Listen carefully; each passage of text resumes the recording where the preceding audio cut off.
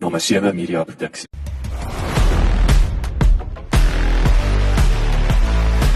Welkom by die Klipkouers Potgooi reeks waar ek gereeld gesels met entrepreneurs en impakmakers ten einde die beste praktiese advies met jou te deel. Ek is jou gasheer, Jacques Passon. En onthou om na ons nuwe besigheid van landbou potgooi reeks, genaamd Boerpot, te luister. Laat die wiele rol. Die Universiteit van die Vrystaatse Sakeskool en die Klein Besigheidsinstituut het onlangs 'n reeks innoverende ronde tafelgesprekke in Botawil aangebied. Hierdie gesprekke wat plaasgevind het in Case New Holland se opleidingsfasiliteite in Botawil is gelei deur Jacques Passon van Klipkouers en het 'n platform geskep vir bedryfsleiers om kritiese kwessies in die landbouspektrum te bespreek. 'n Hoogtepunt van die geleentheid was professor Nicolien Barkhuizen se bekendstelling van nuwe landbou opleidingskursusse. Lekker leer en lekker luister.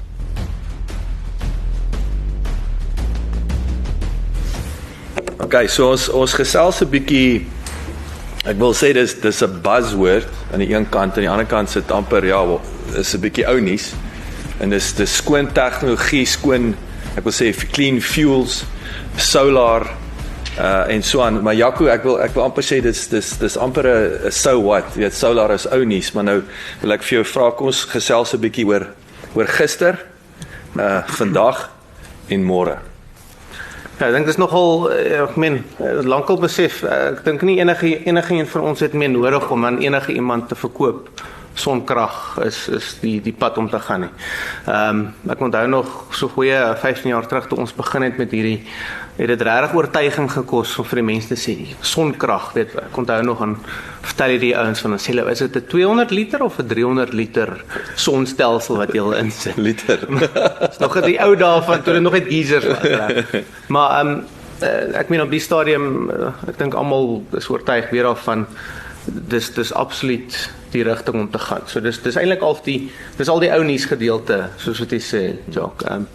So ek meen van ons kant vandag gesê goed, hoe dit dan gegroei van daar af, tot op hede het ons net so oor die 250 megawatt stelsels al gebou, in die kommersiële industriële spasie redelik gefokus. Ekskuus ek van jou rede, wat bring hy na layman's terms toe? Ja. Wat beteken 250 megawatt? So 250 megawatt, ek wil amper dit stel, ek gaan dit eintlik stel in relatief tot hoeveel van die land se energie ons opwek. Tans wek ons so rondom 0.3% van die land se krag op, en met stelsels wat ons gebou het. So dis net die breë trek. Dit klink relatief klein, maar ons voel dit lewer ten minste 'n bydrae. Nou, ek dink 'n interessante statistiek wat ek net wil genoem het is, as jy kyk na die son, nou 1 uur se sonenergie wat die planeet Aarde tref. Net 1 uur is genoeg om die hele planeet, en dis nou nie plante nie, dis menses gebruik. En dit sluit nou in diesel, elektrisiteit, alles. 1 uur is genoeg om 'n hele jaar se energie te voorsien wat ons gebruik. So, ek dink regtig van daai oogpunt af, mens nie nodig om noodwendig op ander plekke te gaan soek vir energie nie. Maar natuurlik nou begin mense dink, goed, hoe gebruik jy dit nou anders, van die son skyn slegs in die dag, en waarheen gaan dit nou vorentoe reg? So, geskiedenis, ouens wat kon het sonkrag opgesit, dit maak finansiëel sin, het dit gedoen. Goed, wat nou begin gebeur, en net so vinnige synota, load shedding wat opgehou het, daar's in Suid-Afrika rolweg so 6 gigawatt geïnstalleerde kapasiteit in hernubare energie of sonkrag. Weer eens om dit relatief te stel, die totale Suid-Afrikaanse grid, en dit wissel maar van dag tot dag, gebruik so tussen 32 tot 40 gigawatt. Dis jou geïnstalleerde kapasiteit in die grid. Sonkrag 6 van daai. So as jy gewonder het wat dra grootliks by tot load shedding wat hopelik bietjie minder is en hopelik gaan so bly, ons almal hoop dit bly so. Dit het 'n groot bydrae gehad. Maar wat ons nou sien vorentoe begin gebeur is waar mens groter storingstelsels begin insit, groter batterystelsels, en kom ons sê wat 2 jaar terug gebeur het mense groot batterystelsels ingesit vir energiesekuriteit. So load shedding, ek wil batterye, hy gaan help vir dit. Maar wat nou begin gebeur is dat groter storingsstelsels ingesit word as 'n finansiële som. So die mense sit dit in om krag te gebruik wanneer dit duurder is om krag te sou gekoop het by die grid byvoorbeeld. So jy kan in die piektye kan jy liewer jou battery gebruik. Engelse naam vir dit is arbitrage. So jy skuif wanneer jy energie gebruik en is ook 'n geleentheid om groter sonstelsels dan in te sit so jou penetrasie raak dan groter. Hoe kompleks raak daai, ek wil sê die bestuur weer eens van daai om te weet waarom aan en af te sit. Dit klink amper of dit 'n dissipline op sy eie gaan word om jou solar en jou battery aan te sit van die grid af te gaan. Ja, en dit is nogal 'n groot ding wat ons ervaar is. Dis nie 'n ding wat enige ou kan doen nie. Die stryd vir sonstelsel was iets wat daar's baie ouens wat dit kon gedoen het, want dit is redelik eenvoudig. Jy moet daarom panele kan vas op 'n manier en jy sit 'n inverter en dan gaan jy. Maar nou raak dit 'n bietjie intelligensie. Ek wou sê IoT. Ek wou net sê ons en Janiel en Otto het gepraat van IoT vroeër vandag. Nou dis nou wat daai goed begin inskakel met hoe kan jy jou toestelle beheer op dieselfde tyd wanneer jy energie beskikbaar het. Verander bietjie hoe jy jou boerdery hardloop, dalk kan jy energie op 'n ander tyd gebruik. So dis alles goed wat nou reeds moontlik is en jy moet daai goed saam gebruik om dit in te skakel. So maar groot batterye gee jou die geleentheid om dan jou energie, jou totale energie dan te beheer.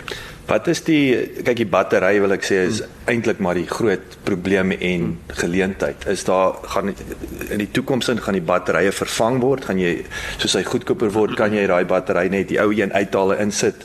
Wat is daai implikasies wil ek sê van ou wat al 5 jaar terug dit geïnstalleer het? Wel, ons sê gebruik die battery wat jy het, reg? Jy het klaar die kapitaal uitgelewer dit.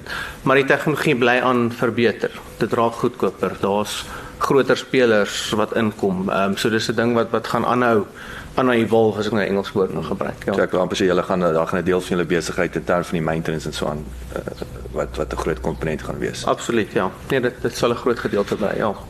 So kom ons trek dit terug na landbou toe. So wat interessant was nou wat vroeër vanmôre wat Otto gepraat het van diesel, nê, en is amper dat ons het nou vir mekaar gesê dat as jy gaan kyk, dink ek by die boer se grootste risiko is as jy môre sy diesel verskaf of die diesel tank toemaak. Daar is dan geen boerdery. Ja. So wat is daai en daai pressure wat daarmee kom? So is ek wil sê jou solar, jou alternatiewe energie, dit is nie meer dis hoe jou risiko gaan verskaas. Jy kan nie staat maak op diesel. Wel, absoluut, Jacques, en ek dink dis nou waar dit inkom is dat as jy deur solar en die battery nou jou eie diesel kan opwek en dis waar ons nou uitkom by het gepraat van wat gebeur in die toekoms vorentoe, wat kom. Dit is dan waar die volgende geleentheid kom. Ek sal so 1 of 2 gevalle studies ook nou noem, maar ek self hierso met die elektriese kar vandag en daar's dalk 'n paar mites wat ek ook wil uitklaar ook in elk geval rondom dit. Maar daai is jou geleentheid. Dit wat gebeur in die elektriese mobiliteit. Dis 'n mark wat absoluut massief skuif op hierdie stadium. Suid-Afrika is nog bietjie agter, maar hy's besig om baie vinnig op te kom en op te tel. So dis dan waar jou volgende geleentheid inkom waar jy dalk jou plaasimplemente kan begin skuif. Het sy dit jou bakkie is, het sy dit jou trekkers, jou stroopers, al daai goeders is besig om te skuif na die elektrifisering van dit. Ek praat toevallig vanoggend met 'n vriend wat hy verskaf tuinmaak toerusting. Dis nogal 'n snaakse voorbeeld, maar wat hy sê sy besigheid in die laaste 2 jaar het geskuif van jy het 'n blaser en 'n weed eater en daai goed wat met brandstof werk, suiwer na amper na dit word met dis 'n elektriese toestel wat gelaai en gedryf word. Sure. Soortgelyk in jou boerdery is dit ook iets wat gaan kom. 'n Gou interessante voorbeeld, ons het nou onlangs die oefening gedoen by Solarif as 'n maatskappy waar ons maatskappy voertuie wou aangekoop het. Nou tipies ons mense ry so 4-5 000 kilos 'n maand met 'n voertuig. Sure. Sê goed, kom ons doen hierdie sommetjie. En ons het oorspronklik begroot ons gaan Suzuki switch. Nou nie, ek koop nou nie iemand is al brand wat verkies ek moet sê Toyota nie, maar ons het gesê ons gaan Suzuki switch koop.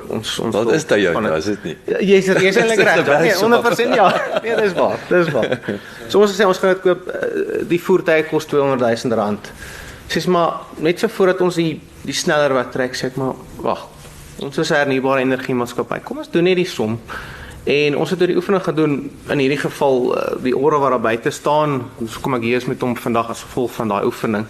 Sê maar, daai voertuig rofweg kos R700,000 om te koop. Nou outomaties gesê 200,000 teenoor 700,000, nee, dit gaan ons nooit werk, ja, is die manier nie. Sê maar goed, kom ons doen die oefening. 4,000 kilos 'n maand, wat is ons brandstofuitgawe?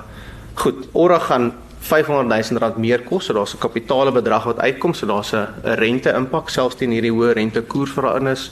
Daar's 'n onderhoud komponent wat inkom.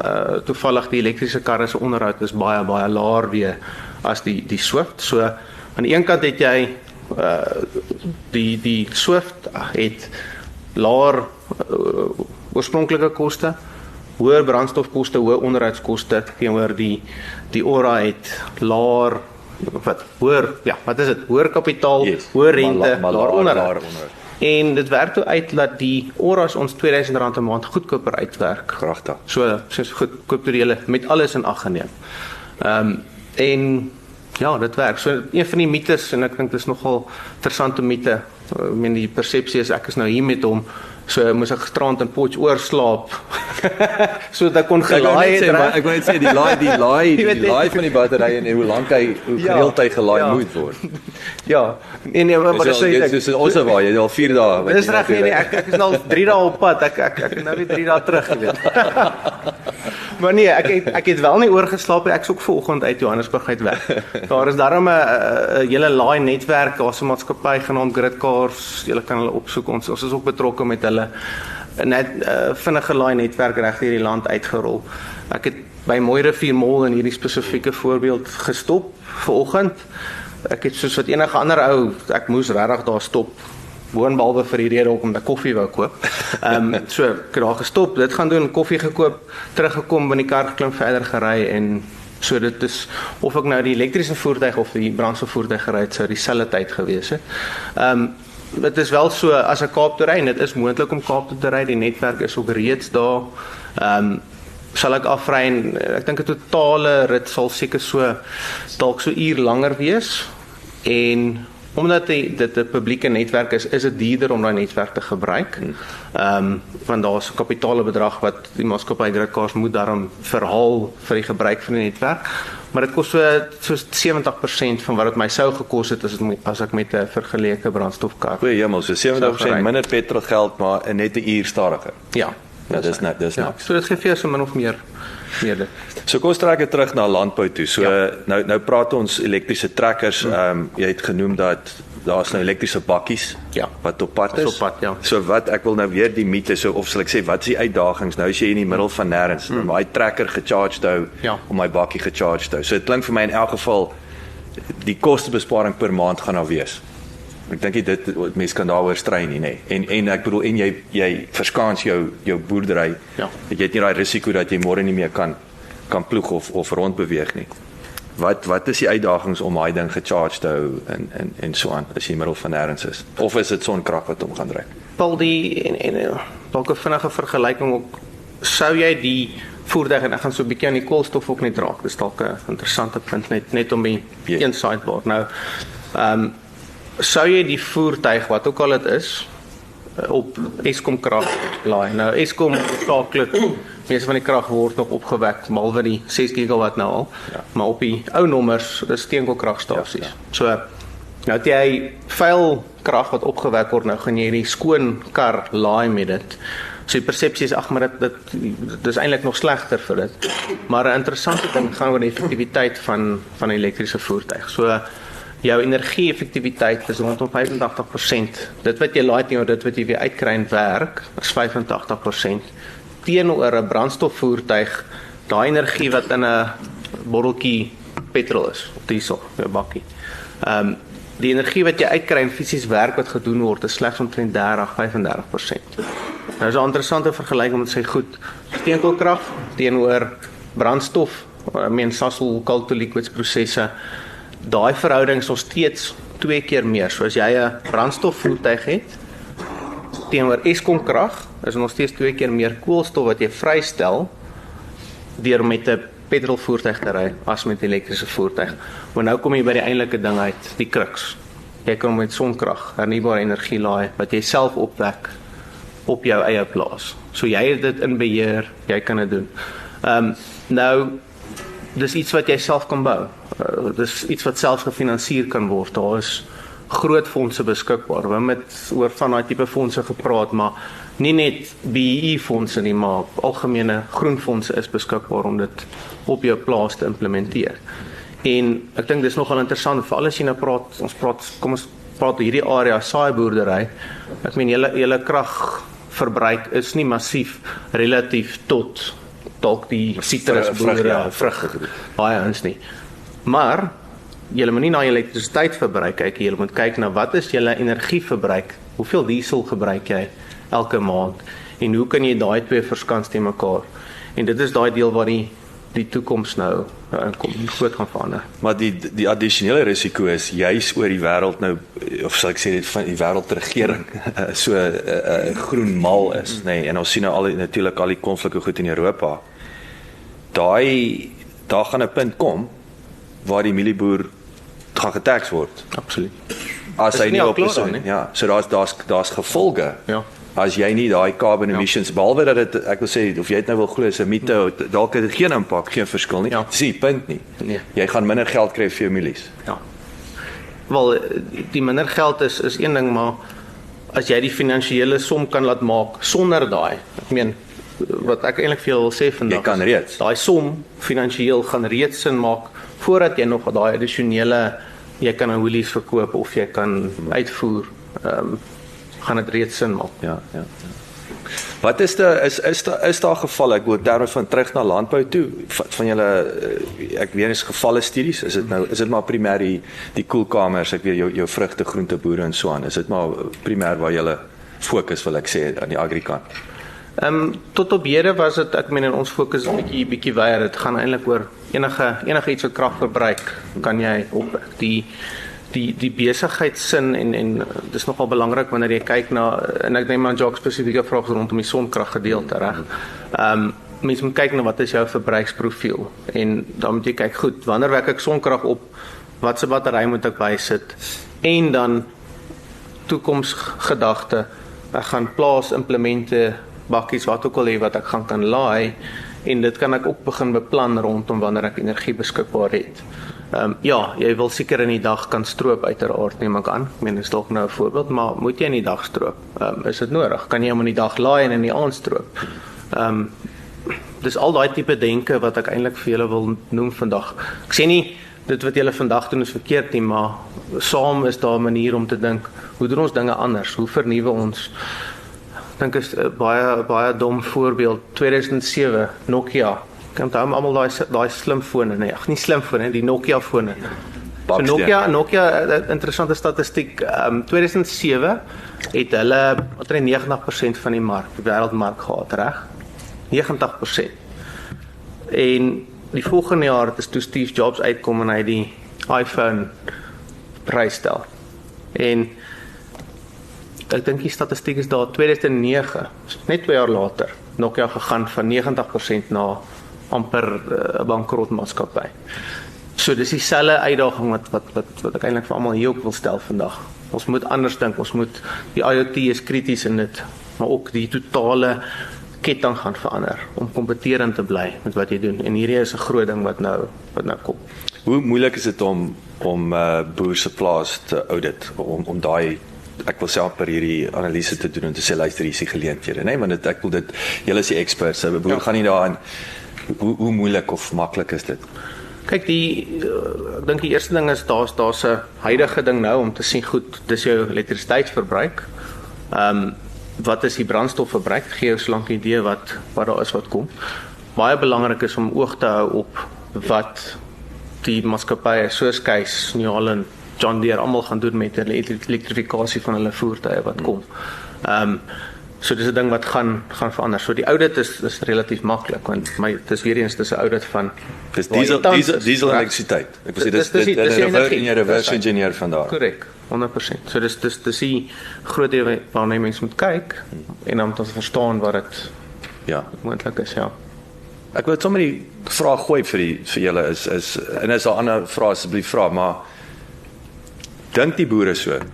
Kyk hulle na elektrisiteit en dieselverbruik en sê luister, kan ons reverse engineer om daai rekening laer te kry. Dit besproeiing is een waar jy die grootste baat gekry het oor sonne, maar dit is maar net die besproeiingspompe, dit was nou van elektrische pompe na sonkrachtpompe.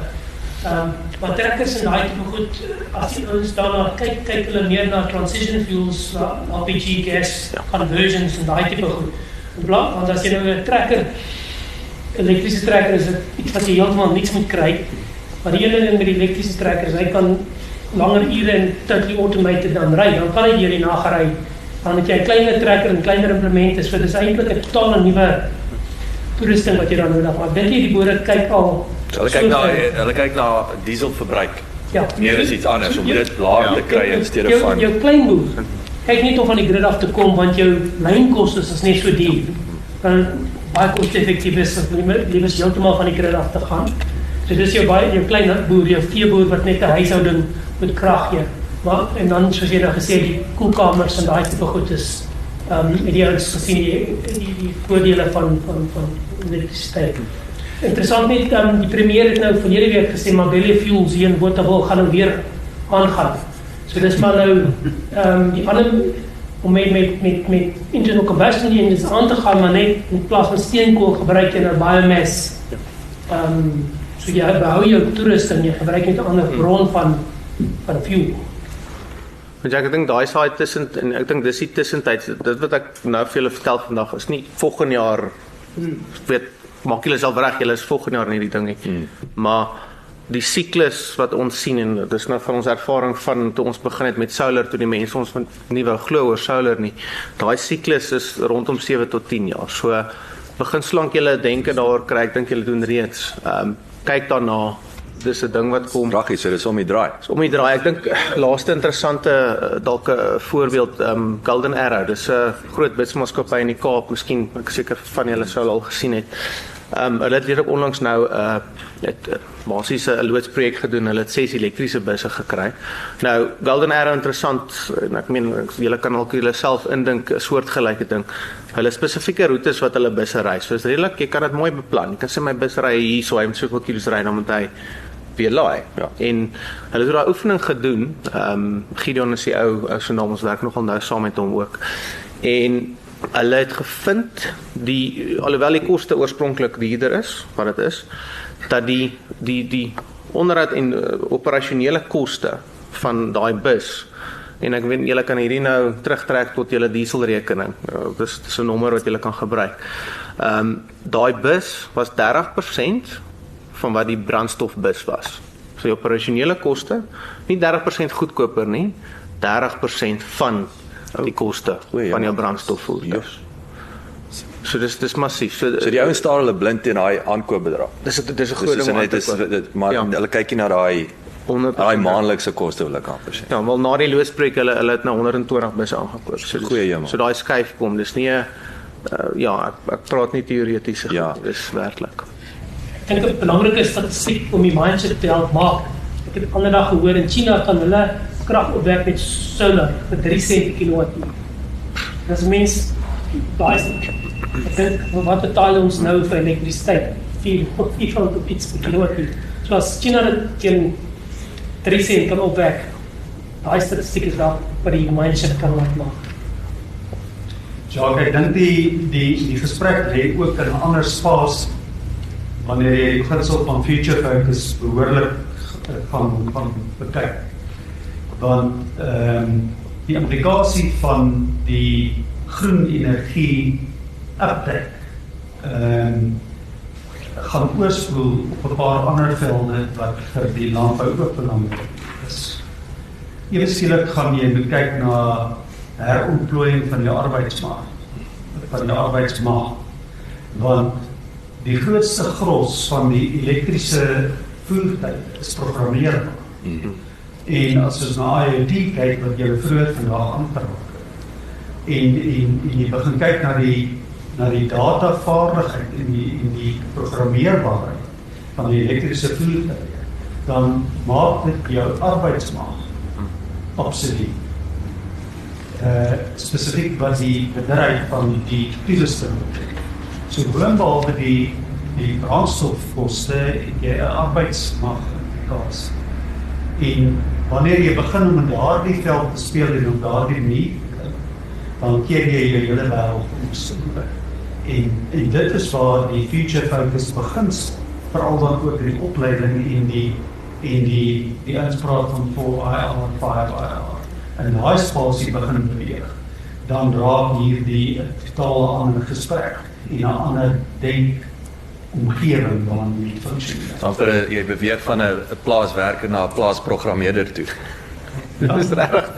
Nee, so dis nie of 'n trekker is nie 'n trekkerbestuurder nie. Nee. Dis 'n trekkerprogrammeerder. Jy weet dit. Mag nie 'n trekkerbestuurder wees. Ja, baie geldige punt. Enige ander vrae?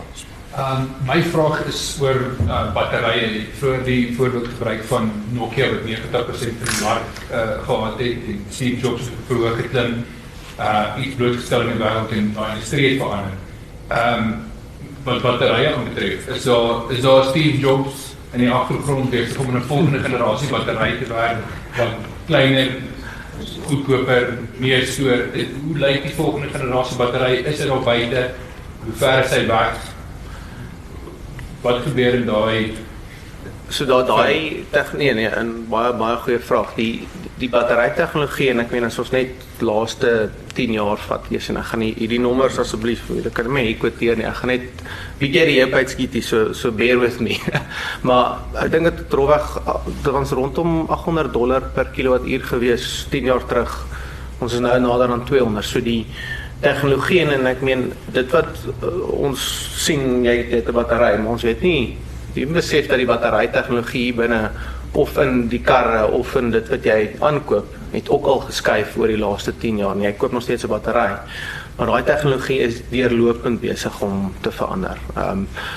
Dit is nog op 'n groot manier lithium gebaseerde batterye. Daar's baie werk wat ingaan in natrium batterye ook.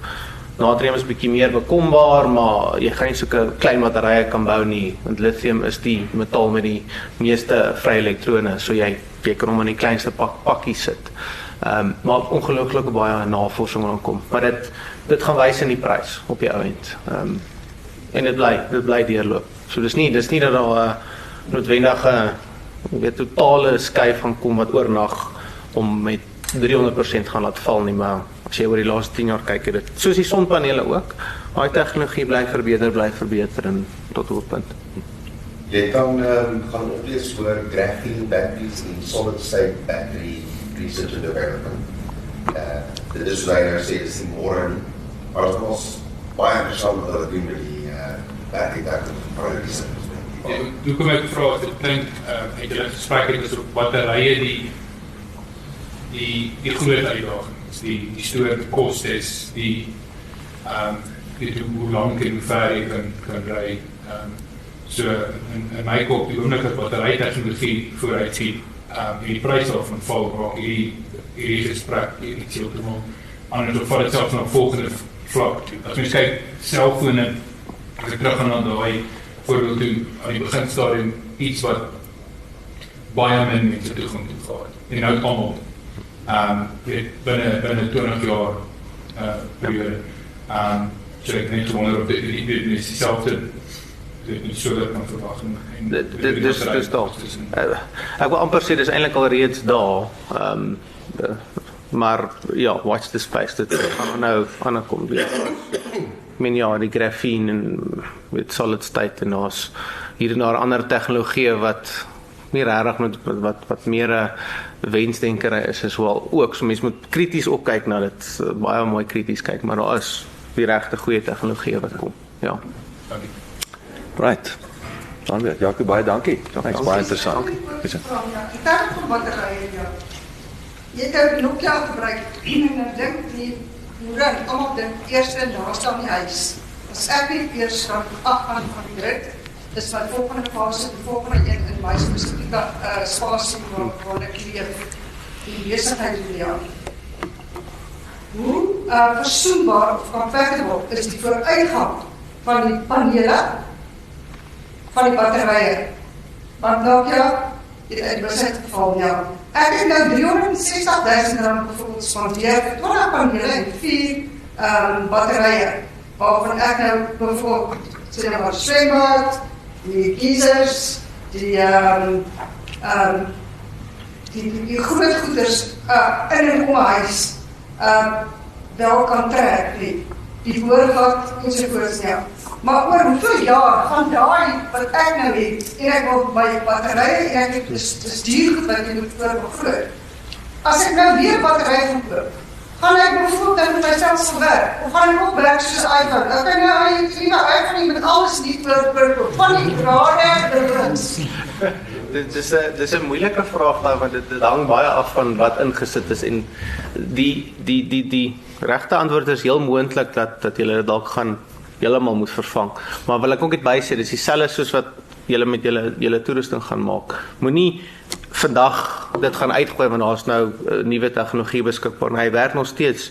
Jou swembadpomp loop nog steeds.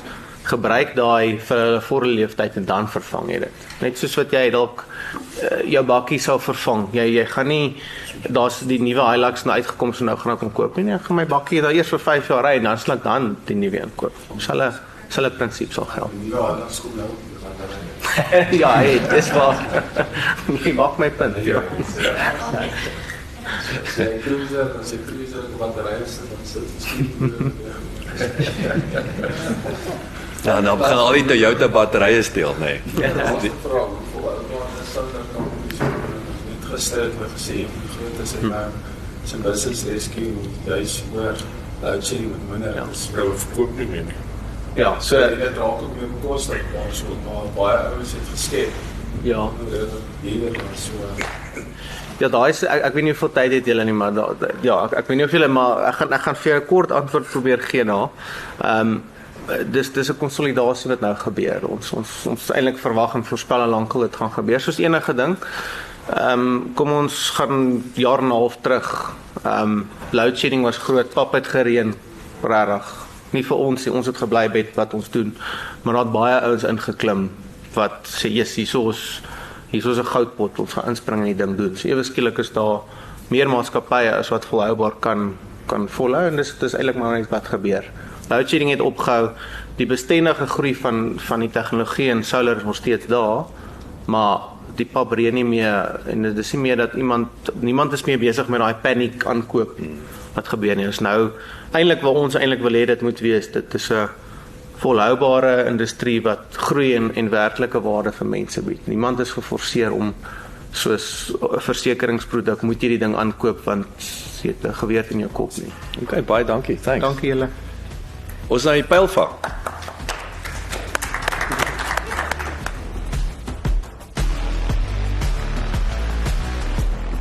Dankie dat jy geluister het. Besoek asseblief ons webwerf by www.klipkouers.com.